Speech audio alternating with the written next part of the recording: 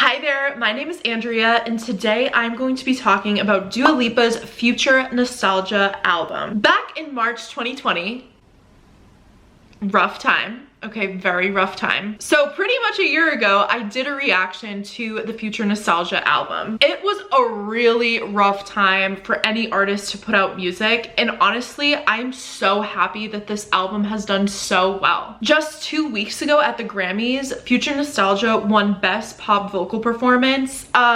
Yes, Dua, well deserved. You can watch my entire video about how I would rank the albums of 2020, but my favorite was Evermore, Folklore, and third was Future Nostalgia, because we all know Taylor Swift is my girl. But I think Future Nostalgia is one of the best albums of 2020, hands down. I mean, you literally can't even argue it. So if you're into pop music, be sure to hit the subscribe button down below. I'm always doing all sorts of videos about pop music, Dua Lipa, Taylor Swift, Miley Cyrus. I love the pop girlies. I mean, let's be real, they have the bops. But in this video, I'm going to be ranking Future Nostalgia a year later. Can you believe it's been a year? Oh my god. And if you're feeling up to it, leave your ranking down below. I always love reading through them and seeing how different everyone's is, but I'm pretty sure there's one song that's gonna be at the top of everyone's list. Let's get into it. I did want to pull up my reaction video to the album to see which songs were my favorite upon first listen. Let's see. I think it has the bops. I think it brought the bops. We've come a long way. My absolute favorite off the album was Boys Will Be Boys.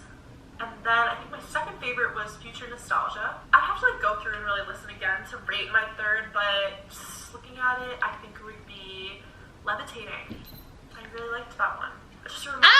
I cannot wait to share my ranking with you. Okay, I've also done a whole reaction to the deluxe version, but for the purpose of this video, I've lived with the 11 songs on the album for a year now, so I'm gonna share my ranking of those 11 songs. 1 being the best, 11 being my least favorite. My number 11 song is Physical. I know people are gonna come for me. That's like a single that everyone loves. And can we talk about how Physical literally just reminds me of Olivia Newton-John? I can't get that in my head. It's a bop. I'm not saying I don't like it, but if I had to rank this album, Physical is just a skip for me sometimes. Okay, moving on. Oh, that is so wild watching my video, because Boys Will Be Boys, I remember loving it when it first came out. The message is still so strong in that song. Boys Will Be Boys is definitely a song that I relate to. I feel like it was written about my experience as a young woman in today's society. However,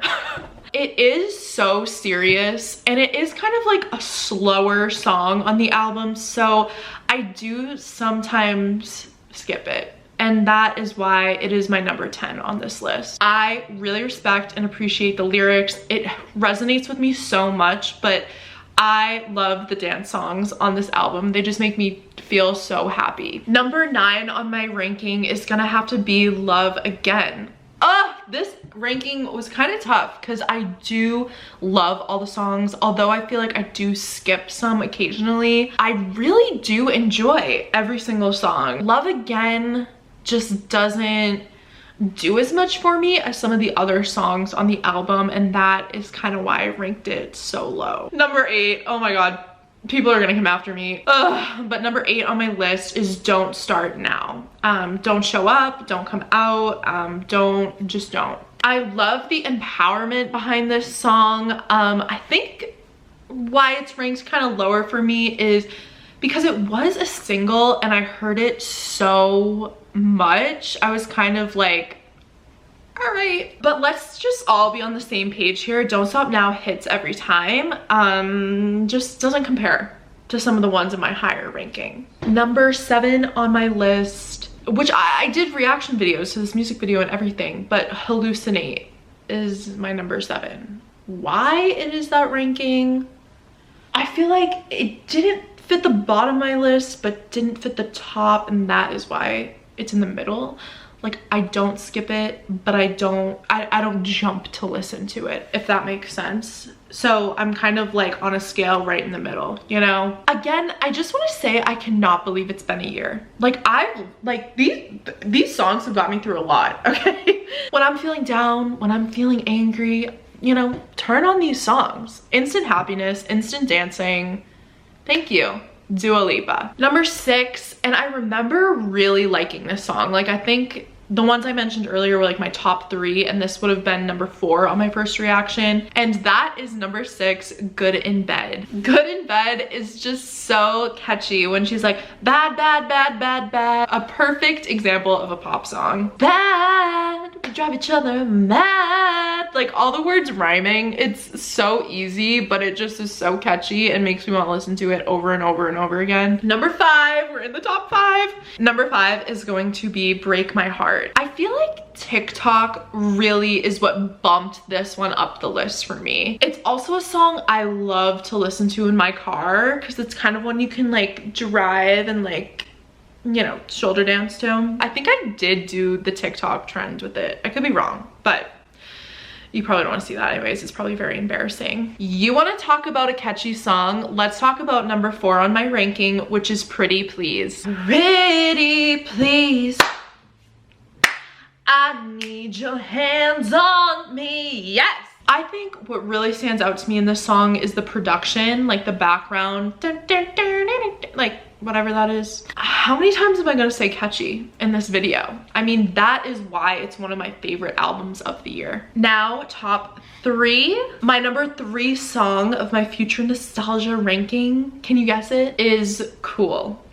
Now, why? I really became a fan of Cool in summer of 2020, but what really got me hooked was when she performed it at her Studio 2054 concert. If you didn't know, she did this concert back in November. It was actually on my birthday, and it was called Studio 54. They rented out a warehouse and did this huge concert. Studio 2054 with Dua Lipa was so successful. It sold millions and millions and millions of tickets. As a fan, it was so fun to like watch in my house and like dance around my living room. Yes, I actually did that.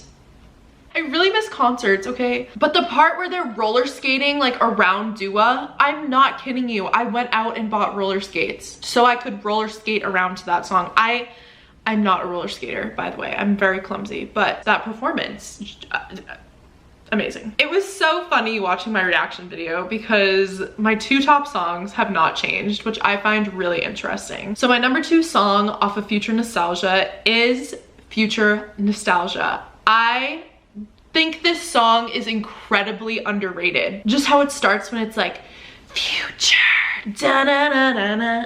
Like, one, that gives me kind of Thriller vibes. Does it, do you see what I'm saying here? But also the lyrics when it's like, cause Jeff's been doing the damn thing. Like, yes, Jeff, like, yes. And if like, I don't really know what song to put on, but I know I wanna get like hyped up or like I need more energy, Future Nostalgia, the song, is the first song that comes to mind. Also, it's just such a good intro to the album. Like, it really sets you up for what you're about to hear for the next 10, 11 songs. Excellent production, excellent vocals. That is why it's number 2.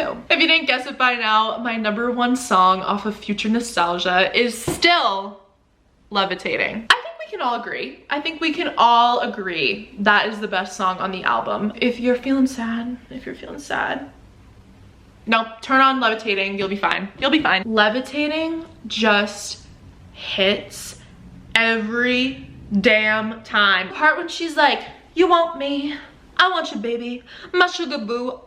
The like beat and the alliteration, you automatically sing along. I think it was my friend Andrew who said it, like the claps is what makes it so catchy, because if you're listening to it, you pay attention to the claps. You want to clap on the beat with her. The best song to come out of 2020.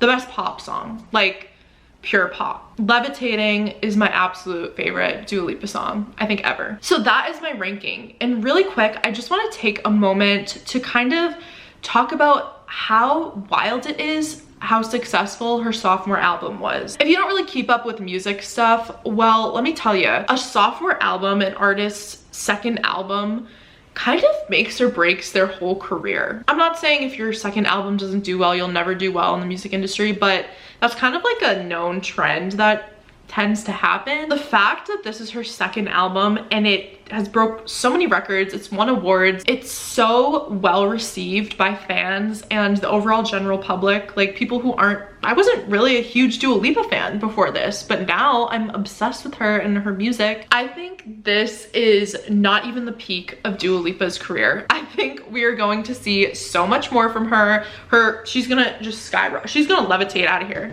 Like, her career is going so many places. If you're watching this the day I uploaded it, happy 1 year. March 27th, 2020 is when this came out. So if you're watching it today, I dare you to go stream it and just listen to it and enjoy it and, you know, have fun, because that is what this album is all about, is just about having fun. Thank you, Dua Lipa, for that. Thank you for watching this video of mine. Again, if you want to leave your ranking down below, I would love to read it. Is Levitating your #1 song too? Because it better be. Again, thank you so much for watching, and I will see you Wednesday with a new video. Talk to you soon. Bye.